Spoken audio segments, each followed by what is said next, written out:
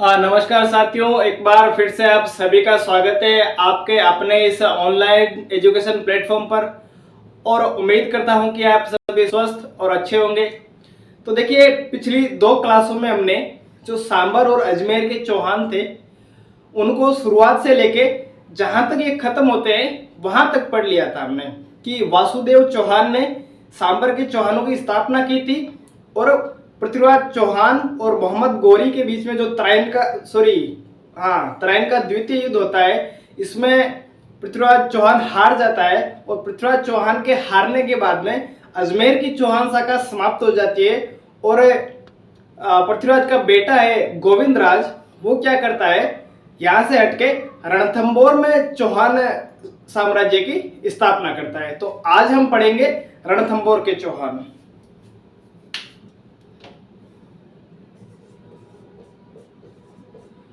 रणथंबोर के चौहान।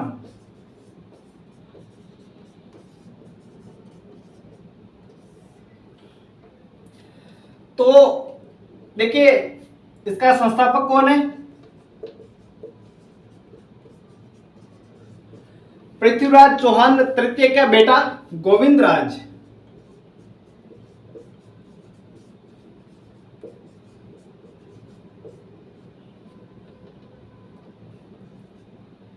ये जो गोविंदराज है वो तुर्कों की अधीनता स्वीकार कर चुका था। जब पृथ्वीराज चौहान है उसकी त्राइन के द्वितीय युद्ध के बाद में जब मृत्यु हो जाती है, तो जो गोविंदराज है वो किसके अधीन रहता है? गौरियों के अधीन। और गौरी अपना यहाँ पर प्रतिनिधि किसको नियुक्त करता है? कुतुबुद्दीन ऐबक को। कुतुबुद्दीन ऐबक। और कुतुबुद्दीन ऐबक के अंडर में रहता है। और उसके बाद में ये अजमेर से हटके कहां पर? रणथंबोर में चौहान साम्राज्य की स्थापना करता है। तो यहाँ से सीधा क्वेश्चन बन सकता है एक जो इजी टाइप में हो कि रणथंबोर के चौहान साम्राज्य का संस्थापक कौन है? गोविंदराज। तो देखिए, गोविंदराज के बारे में ऐसी कुछ खास जानकारी है नहीं जिनसे और ज्यादा क्वेश्चन पुट हो सके। इसके बाद में यहाँ पर राजा बनता है वालन। वालन के बाद में प्रहलादन।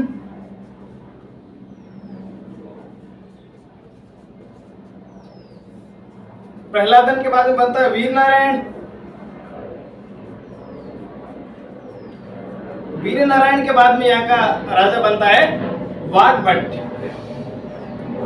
और वाघभट्ट के बाद में राजा बनता है जयद्रथ सिंह। तो ये जितने भी राजा हैं इनका कोई ज्यादा इतिहास है नहीं, ना तो इन्होंने कोई महत्वपूर्ण युद्ध लड़ा जहां से कोई क्वेश्चन पूछा जाए, ना इनकी कोई सांस्कृतिक इतनी उपलब्धियां हैं जिनसे इनके बारे में ज्यादा क्वेश्चन पूछे जाए। और जयद्रथ सिंह के बाद में यहां पर राजा बनता है हमीर। हमीर देव चौहान।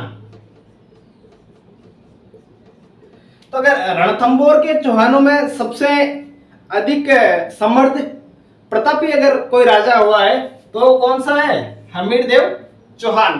तो आइए अब पढ़ते हैं हम हमीर देव चौहान के बारे में।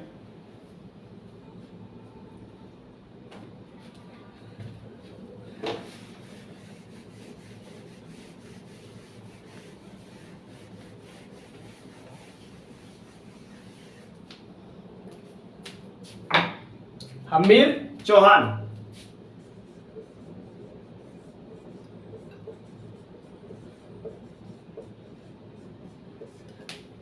देखिए, अपने पिता जयद्रथ सिंह के शासनकाल में ही हमीर का राज तिलक कर दिया गया था। अपने पिता के शासनकाल में जो शासन संभालता था वो कौन था? हमीर। तो हमीर इंपॉर्टेंट राजा। तो इसकी जो मतलब राजकाज का जो टाइम था इसका वो 1282 से 1301 के बीच है। 1282 में इसका राज्याभिषेक होता है।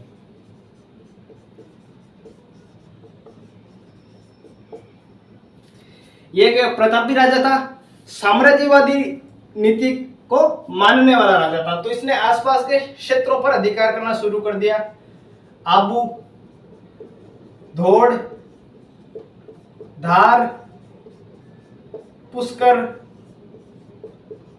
चंपा, काठियावाड़, इतने क्षेत्रों पर इसने आसपास के क्षेत्रों पर अधिकार कर लिया था। देखिए प्रतापी राजा है, साम्राज्यवादी विस्तार की नीति वाला राजा है, तो आसपास के जो एरिया है या अपनी जो राज्य की जो सीमा है उसको क्या करेगा, ये बढ़ाएगा। तो बढ़ाते हुए यहाँ पर अधिकार कर लेता है और चित्तौड़ के समर सिंह को भी हरा देता है। चित्तौड़ के समर सिंह को, समर सिंह कौन है, रावल रतन सिंह का पिता, वही रावल रतन सिंह जो चित्तौड़ के प्रथम साके में शहीद हुआ था। तो यहां पर है समर सिंह। अब इसके बाद में क्या होता है कि इसके समकक्ष अपने दिल्ली का शासक है जलालुद्दीन खिलजी।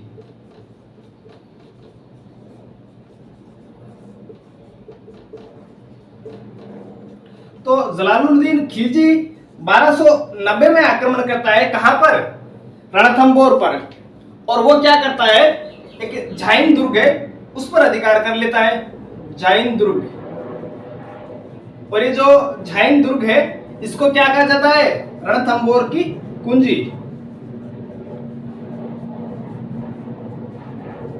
रणथंभौर की कुंजी कहते हैं। तो 1290 ईस्वी में जलालुद्दीन खिलजी आक्रमण करता है रणथंभौर पर। लेकिन रणथंभौर पर या रणथंभौर को जीतने से पहले वो कहां अधिकार कर लेता है, झाइन दुर्ग। और झाइन दुर्ग को कहा जाता है रणथंभौर की कुंजी।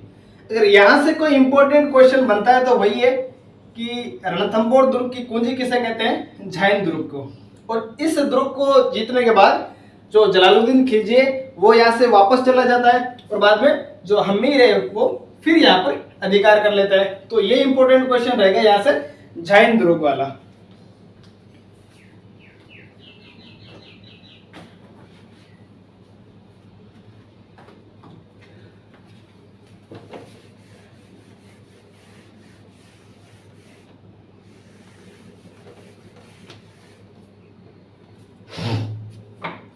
इसके बाद में 1292 में जलालुद्दीन खिलजी फिर आक्रमण यहां पर करता है।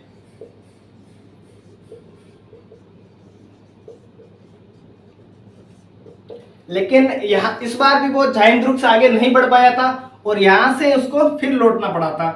तो जब अंगूर हाथ नहीं आते तो अंगूरों को क्या बताया जाता है, खट्टा। तो यहां पर ये कहता है कि जो झाइन दुर्ग के बारे में ये कहता है कि ऐसे किलो को मैं मुसलमानों के बाल बराबर भी नहीं समझता। ऐसे 10 किलो को, ऐसे 10 किलो को मैं मुसलमानों के बाल बराबर भी नहीं समझता।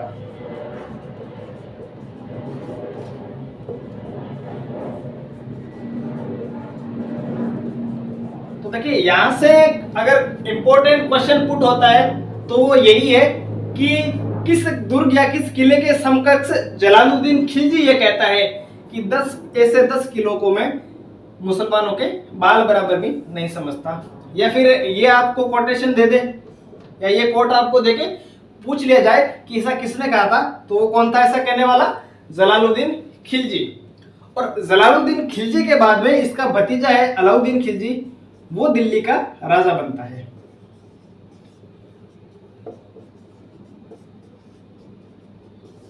अलाउद्दीन खिलजी। तो अब पढ़ते हैं कि अलाउद्दीन खिलजी और रणथंभौर के चौहानों के बीच में संबंध कैसे थे।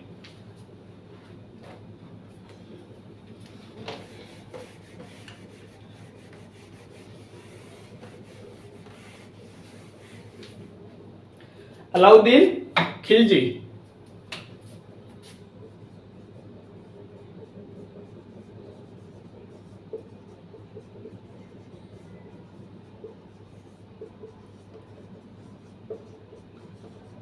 खिलजी के रणथंभौर दुर्ग पर हमले के कारण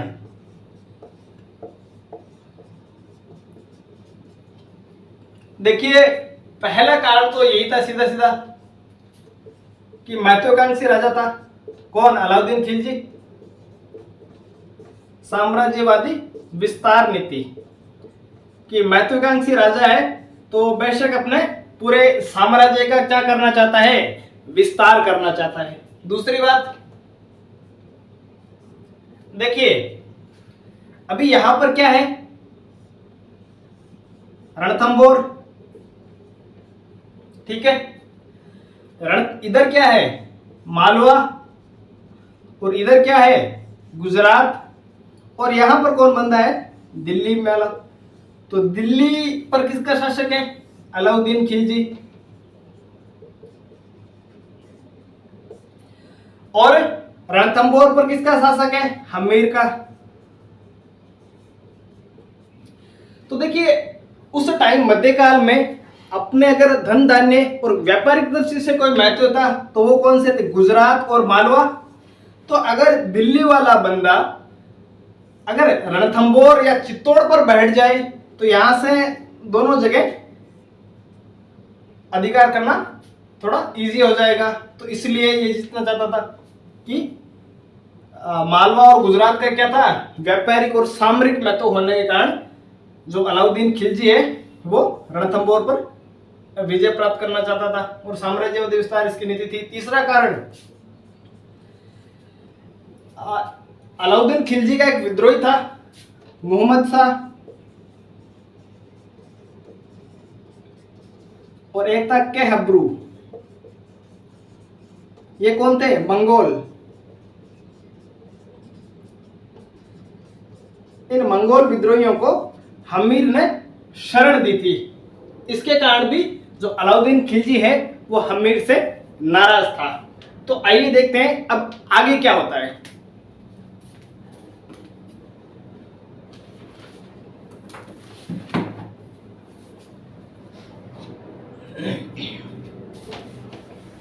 तो अलाउद्दीन खिलजी है वो तो आगे आक्रमण करने कहां पर, रणथंबोर पर 1299 ईस्वी में ही, और 2 साल तक वो यहां पर बैठा रहा। हमीर देव चौहान के 2 सेनापति थे, कौन थे, रणमल और रतिपाल। रणमल और रतिपाल ये क्या करते हैं, हमीर चौहान के साथ विश्वासघात करते हैं और ये दोनों जाकर किससे मिल जाते हैं, अलाउद्दीन खिलजी से।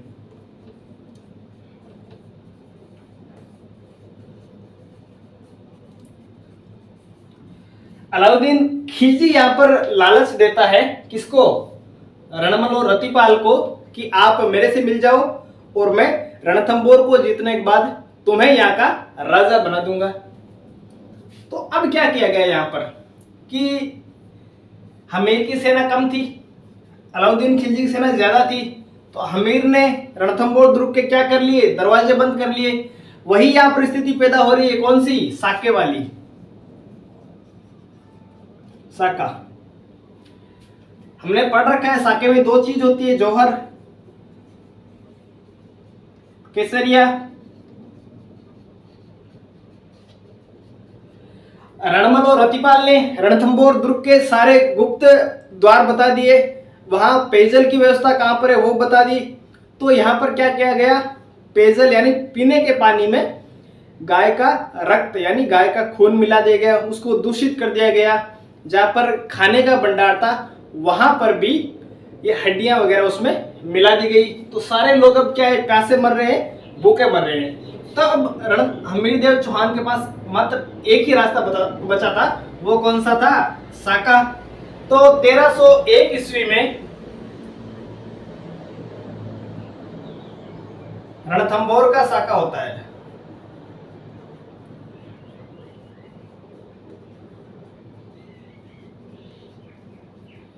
राजस्थान का प्रथम साका।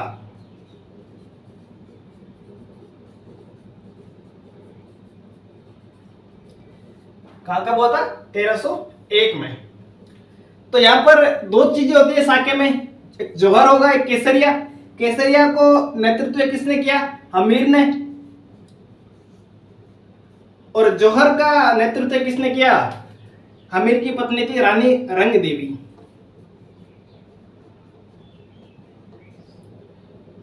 और एक हमीर की बेटी थी देवल दे।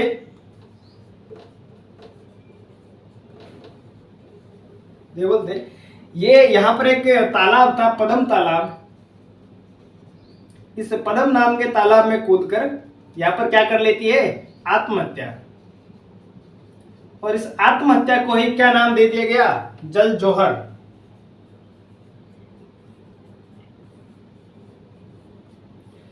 तो यहां से भी क्वेश्चन आपसे पूछा जा सकता है कि राजस्थान में एकमात्र जल जौहर कहां पर हुआ था? तो जल जौहर कहां पर हुआ था? अपने रणथंभौर में। किसने किया? देवल दे ने।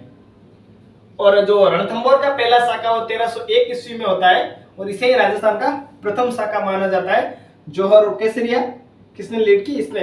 और देखिए यहाँ पर अलाउद्दीन खिलजी है, वो जीत जाता है। उसके बाद में वो रणमल और रतिपाल को भी यहाँ पर मरवा देता है। तो ये था हमीरदेव चौहान। हमीरदेव चौहान को हटी अमीर भी कहा जाता है।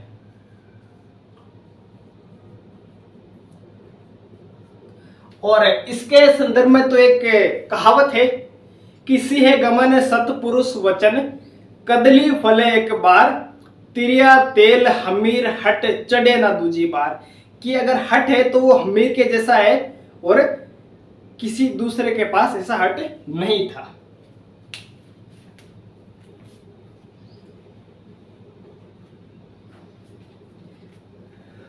और हमीर चौहान की मृत्यु के साथ ही ये जो रणथंभौर की शाखा है चौहानों की, वो भी शाखा खत्म हो जाती है।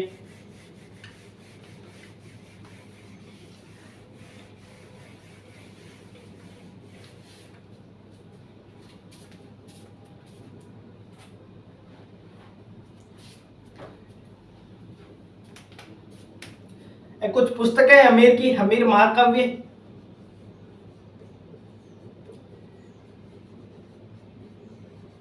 नयन चंद्र सूरी,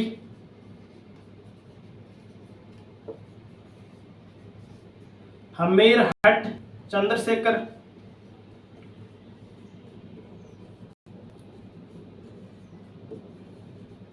तो ये दो इंपॉर्टेंट साहित्य है हमीर के बारे में। तो एग्जाम में ये पूछ लिया जा सकता है कि हमीर महाकाव्य किसने लिखा या हमीर हट है इसकी रचना किसने की। क्वेश्चन ये भी पूछा जा सकता है कि रणथंभौर के चौहानों का अंतिम राजा कौन है? हमीर। और इसके जो साका हुआ था यहाँ पर जौहर, केसरिया, जल जौहर, इससे संबंधित क्वेश्चन भी यहाँ से पूछे जा सकते हैं अपकमिंग जो आपका सीईटी का एग्जाम होने वाला है उसमें।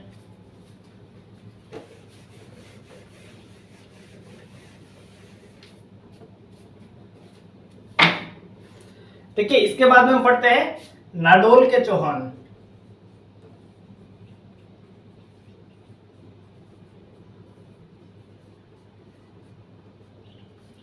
देखिए जब हमने सांबर के चौहान पढ़े थे तो उसमें हमने एक राजा पढ़ा था वाकपति राज।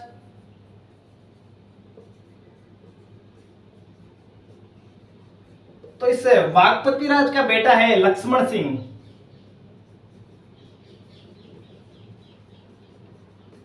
या उसको कहते हैं लखन सिंह,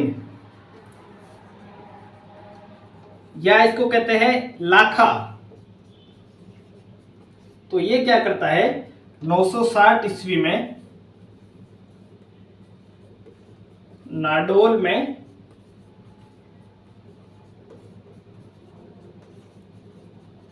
चौहान साम्राज्य की स्थापना करता है।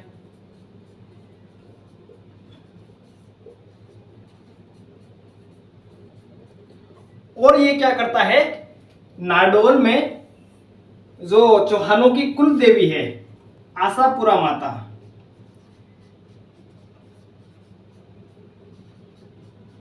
आशापुरा माता का मंदिर बनवाता है। कौन? ये लक्ष्मण सिंह या लखन सिंह। तो यहां से एक ही क्वेश्चन बनता है कि नाडोल के चौहानों का संस्थापक लखन सिंह और नाडोल में कुल देवी आशापुरा माता का मंदिर किसने बनवाया था? वो भी लखन सिंह ने। इसके बाद में दो राजा बने, एक तो अहिल और एक है अल्हड़। और अल्हड़ का बेटा है कीर्तिपाल। तो कीर्तिपाल यहां से हटके कहां पर? जालोर में चौहान साम्राज्य की स्थापना करता है। तो ये थी आज अपनी क्लास नंबर 3। इससे पहले हमने कहा कि सांभर के, अजमेर के, रणथंभौर के आज की क्लास में, और कहा के नाडोल पाली के। तो इतने जो चौहान साम्राज्य वो हमने पढ़ लिए है पिछली 3 क्लासों में। इसके बाद में कोटा, बूंदी, जालोर, ये 3-4 और बचे हैं जिसे अपकमिंग हम 2 क्लासों में पढ़ लेंगे। तो आज की क्लास में इतना ही। धन्यवाद।